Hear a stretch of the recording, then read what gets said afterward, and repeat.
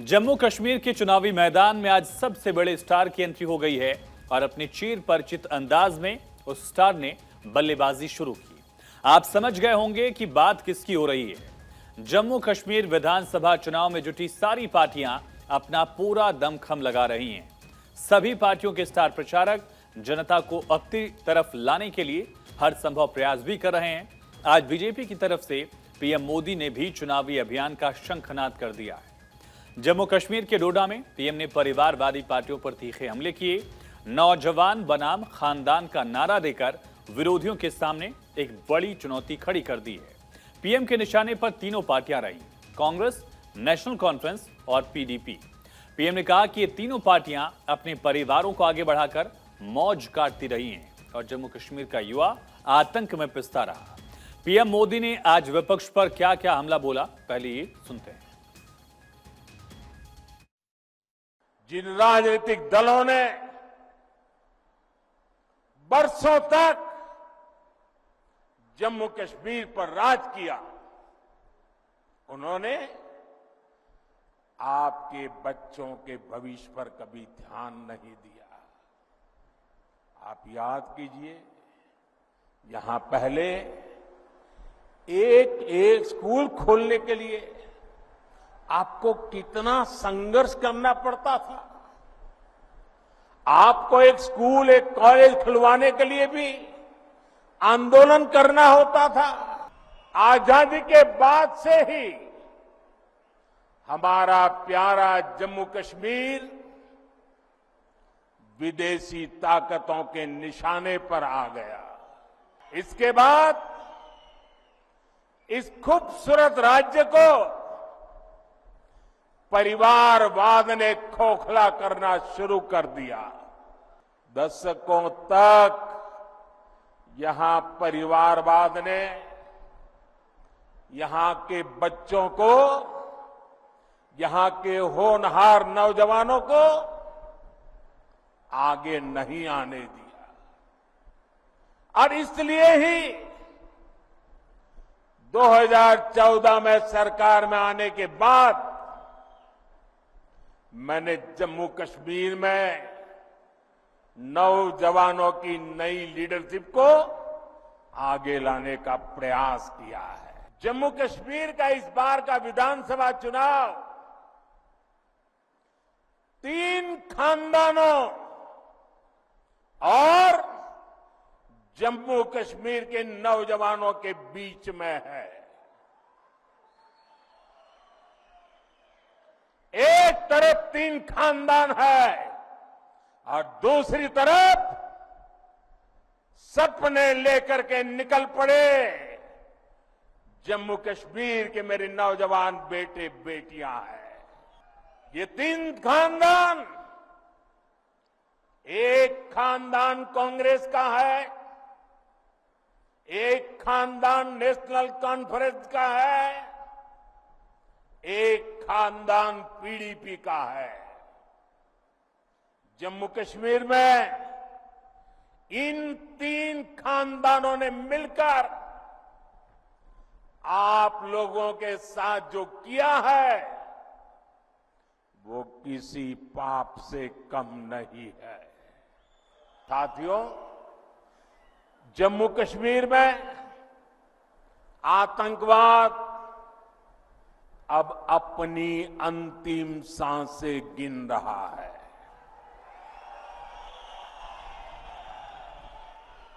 पिछले 10 साल में जम्मू कश्मीर में जो बदलाव आया है वो किसी सपने से कम नहीं है। नेशनल कॉन्फ्रेंस, पीडीपी और कांग्रेस आर्टिकल 370 को वापस लाना चाहते हैं। आपके लिए इसका मतलब क्या होगा? इसका मतलब होगा ये 3 खानदान मिलकर पहाड़ी समाज का आरक्षण फिर छीन लेंगे। तो पीएम मोदी ने चिनाब घाटी के 3 जिलों डोडा, किश्तवाड़ और रामबन की 8 विधानसभा सीटों के उम्मीदवारों के लिए जनता से वोट की अपील की। इन तीनों जगहों पर 18 सितंबर को पहले फेज में ही चुनाव में वोटिंग होगी, लेकिन पीएम मोदी के परिवारवाद के निशाने से विपक्ष आग बबूला हो गया है। विपक्ष ने भी मोदी के खिलाफ मोर्चा खोला। विरोधी नेताओं ने पीएम से पूछा है कि जब परिवारवादी पार्टियों से समर्थन लेते हैं तब नैतिकता कहां चली जाती है। बीजेपी को इन फैमिलीज में से किसी की मदद की जरूरत थी, तब हम बर्बादी के जिम्मेदार नहीं थे। अभी मुश्किल से 5-6 साल हो गए। पीडीपी के साथ तो बीजेपी का जम्मू कश्मीर में रिश्ता था, तब उनको पीडीपी में कोई खराबी नजर नहीं आई। जब वाजपेयी साहब को मिनिस्टर बनाना था और उनकी नजर मुझ पे पड़ी, तब हम में कोई खराबी नहीं थी। आज इलेक्शन के दौरान उनको खराबी नजर आ ही जाती है। आप यकीन माने, कल को अगर बीजेपी के नंबर कम पड़े और पीडीपी ने उनको दोबारा मदद करने का फैसला किया, उनको पीडीपी में कोई खराबी नजर नहीं आएगी। ये वक्त की बात है ना, ये सियासी तकरीरें होती हैं और इलेक्शन के बाद इन चीजों को बुलाया जाता है। सर,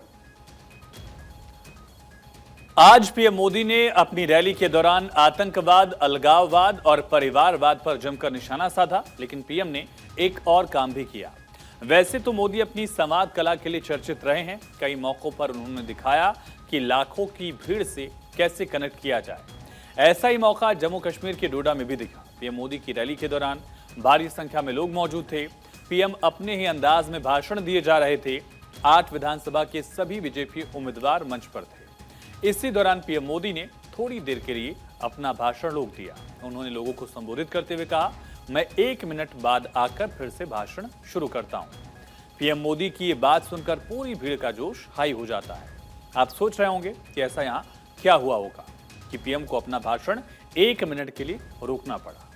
दरअसल पीएम मोदी ने डोडा रैली के दौरान मंच पर मौजूद बीजेपी के सभी उम्मीदवारों की तरफ लोगों को आकर्षित करते हुए ये कहा, उनका ध्यान आकर्षित करते हुए कि साथियों, बीजेपी का संकल्प और आपका साथ ही शांत, सुरक्षित और समृद्ध जम्मू कश्मीर बनाएगा। तो इसके लिए आपको 18 सितंबर को बीजेपी के सभी उम्मीदवारों को भारी बहुमत से जिताकर विधानसभा भेजना है। पीएम मोदी फिर यहां कहते हैं कि मंच पर मौजूद मेरे उम्मीदवारों को देख लें।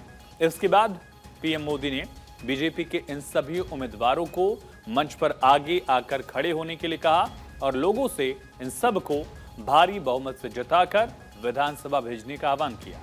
पीएम ने कहा कि मैं 1 मिनट के लिए भाषण रोककर इन लोगों से मिलकर आपके पास फिर से आता हूं।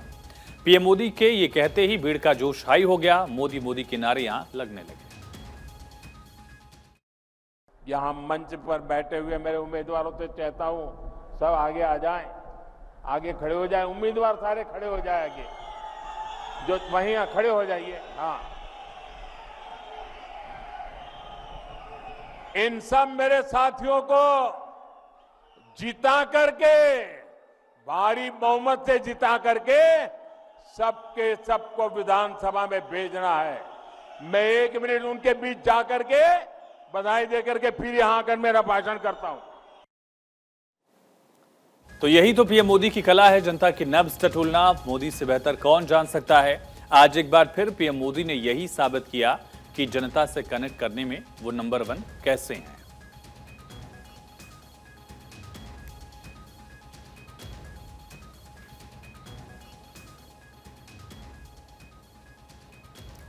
आज पीएम मोदी ने कश्मीर में अपने प्रचार के दौरान कहा कि आपको वो समय भी याद है जब सूरज ढलते ही यहां अनौपचारिक कर्फ्यू लग जाता था। पीएम ने कहा कि स्थिति ऐसी थी कि कांग्रेस के नेतृत्व वाली केंद्र सरकार के गृहमंत्री भी लाल चौक जाने से डरते थे। लेकिन क्या सच में अब कश्मीर की फिजा बदल चुकी है? अब डर और खौफ का वो माहौल खत्म हो गया है। घाटी में अब कैसे हैं हालात? पुराने और इस दौर में क्या क्या बदलाव आया? खास रिपोर्ट आपको दिखाएं। उससे पहले ये तस्वीरें इस बात की तस्दीक करती हैं कि गली गली कैसे लगातार प्रत्याशी प्रचार कर रहे हैं। और ऐसा एक लंबे दशक बाद, कमोबेश 30 साल से ज्यादा वक्त हो चुका है जब उम्मीदवार डोर टू डोर प्रचार कर रहे हैं। और घाटी में इस सदी में आप कह सकते हैं कि पहला ऐसा मौका है जब इस तरह से खुले तौर पर चुनाव प्रचार हो रहा है। इसी पर आधारित ये रिपोर्ट देखिए।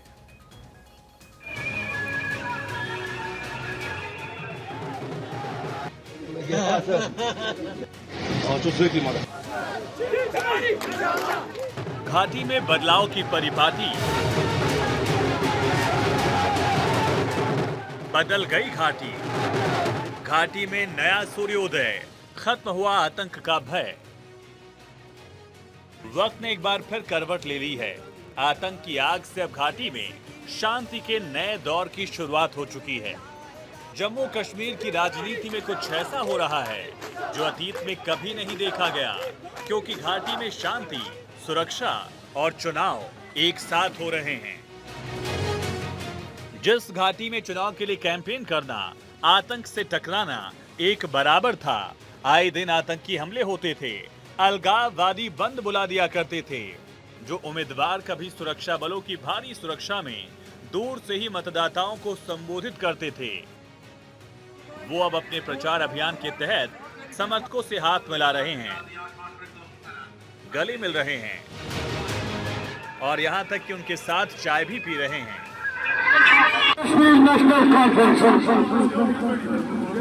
यह है नए दौर की नई कहानी, जिसने घाटी में खत्म कर दी है अलगाववाद और आतंक की मनमानी।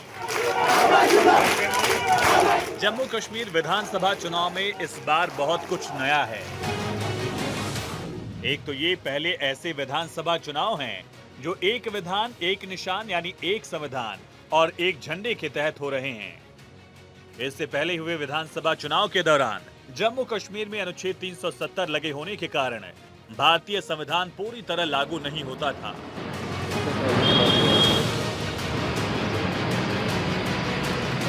और राज्य का अपना एक अलग झंडा भी था। इस बार के चुनाव में नई बात यह भी है कि बंदूक और पत्थरबाजी से मसलों का हल निकालने में विश्वास रखने वाले अलगाववादी भी चुनाव लड़ रहे हैं।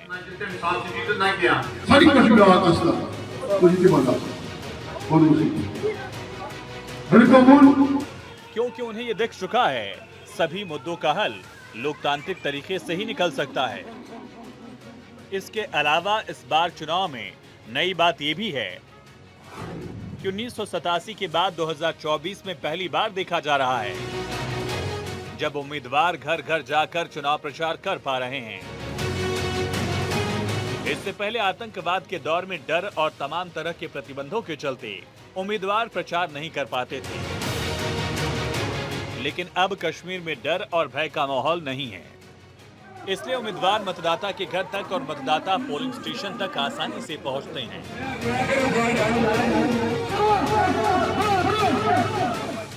हाल में लोकसभा चुनाव के दौरान कश्मीर घाटी में जिस तरह रिकॉर्ड मतदान हुआ था, उससे उम्मीद यही है कि विधानसभा चुनाव के दौरान भी बम्पर वोटिंग होगी।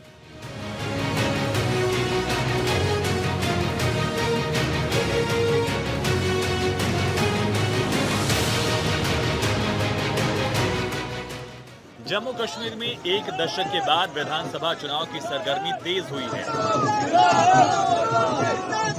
इस चुनाव में कांग्रेस और नेशनल कॉन्फ्रेंस साथ मिलकर चुनाव लड़ रहे हैं। तो वहीं बीजेपी अपनी छोटी पार्टियों के साथ चुनावी मैदान में है।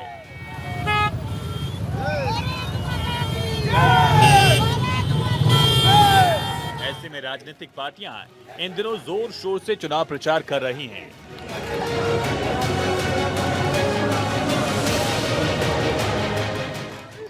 इस बीच 1987 के विधानसभा चुनाव के बाद पहली बार कश्मीर घाटी में घर घर जाकर देर रात तक चुनाव प्रचार किया जा रहा है।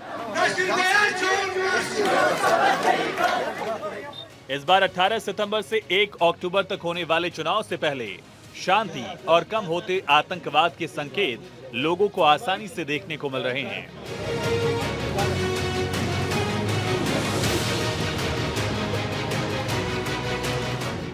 अब सेना की कड़ी सुरक्षा के बीच दूर से लोगों को संबोधित करने की बजाय उम्मीदवार डोर टू डोर प्रचार के दौरान लोगों से हाथ मिला रहे हैं, समर्थकों को गले लगाकर चाय का आनंद लेते हैं।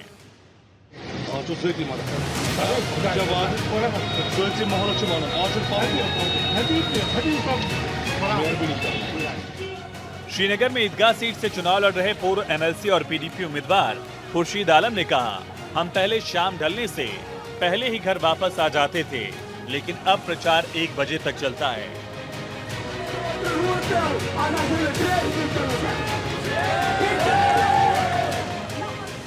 कश्मीर के आम लोगों का कहना है कि पिछले 40 सालों में इस तरह की भागीदारी कभी नहीं देखी गई। जो लोग पहले नेताओं का अपने घर में स्वागत करने से डरते थे, अब वो खुले दिल से नेताओं का स्वागत करते हैं।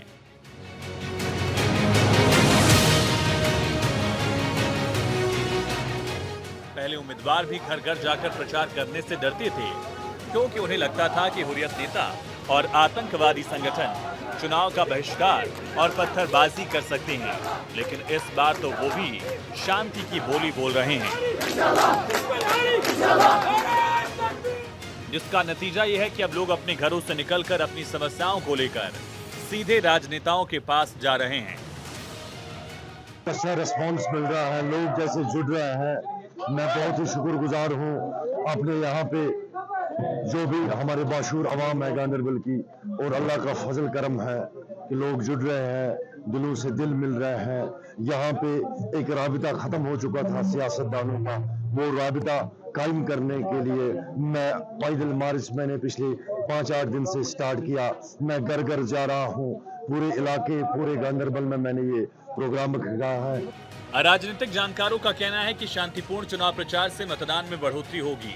लोकसभा चुनाव को छोड़ दिया जाए तो घाटी में पिछले 40 सालों से वोटिंग सिर्फ सिंगल डिजिट में रही है, लेकिन इस साल हुए लोकसभा चुनाव में श्रीनगर निर्वाचन क्षेत्र में मतदान 4 दशक के अधिकतम स्तर 38.5% पर पहुंच गया, जो कि घाटी में बदलाव का संकेत था।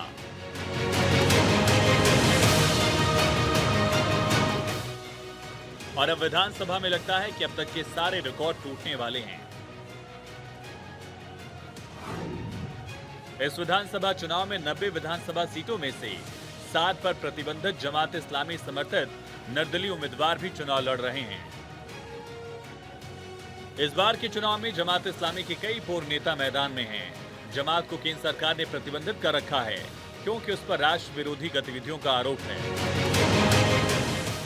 इसके अलावा इस बार घाटी में शेख अब्दुल राशिद की आवामी इत्तेहाद पार्टी ने 26 उम्मीदवार मैदान में उतारे हैं। राशिद की पार्टी पर बैन के चलते उनकी पार्टी के लोग निर्दलीय चुनाव लड़ रहे हैं। घाटी में मुकाबला जबरदस्त है। देश विरोधी अब देश विरोध छोड़कर जनता हित की बात करने में लगे हैं।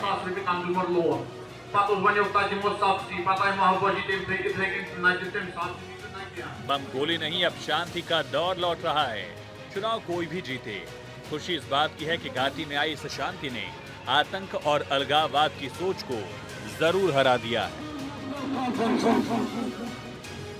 Bureau report, Bharat 24।